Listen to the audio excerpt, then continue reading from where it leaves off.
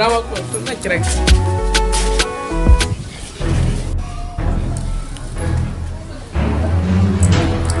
Kai, zo nan. Zo na ce.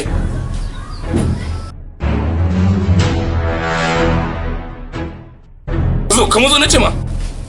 Zo na. Kai, sabki hannunka. Kudin da yake cikin daki na waya dauka. A? Ni ran sab wannan na kasa ya zan yi da kai manaran da Allah. Ɗan anguwa ka bi ka takura musu. Ni ma kai na baka bari ba. Ka dauke wannan waya, ka dauke wannan kudi. Ni ya fita kai na mu ya ishe wannan harkan. A? Wannan yazo ya kawo korafin ka, wannan yazo ya ni abun ya ishe kai, ba zai ba tashi. Tashi mu tafi din mu. Tashi ba ruwanka kai ne, tashi mu tafi. Wannan abun naka ya ishe ni ai. Je.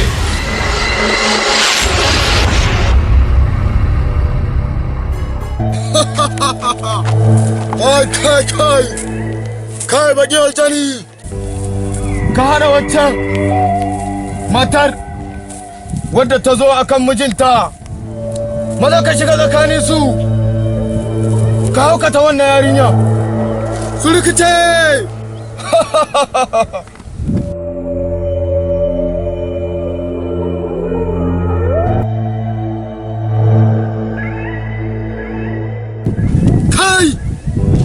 Dakata!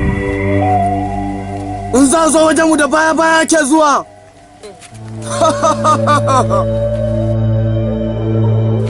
Ku zo da baya-baya!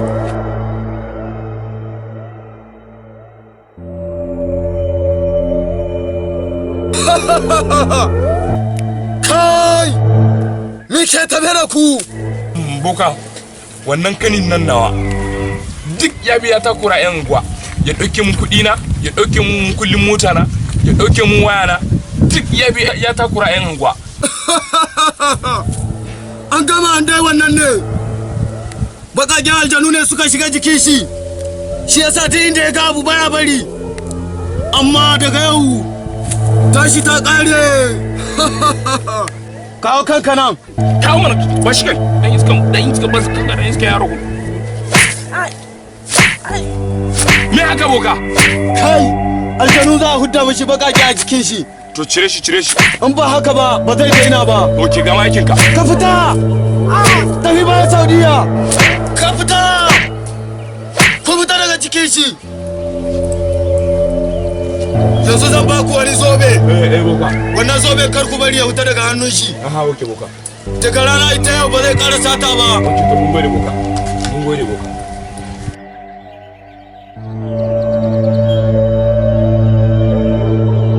To boka mun gode. Bukatun ku zai biya.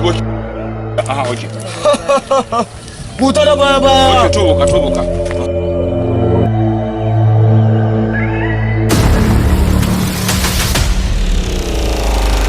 Kai wannan yanda ka addabi yan anguwa. Kan nan yayi maganin ka. Ha? Mene? Kai wannan ban taba ganin masifin yaro ne wannan madana. Mene kuma wai? Kudinka da ka ba ma boka. Kudi na? Kudinka. Kuma da wani.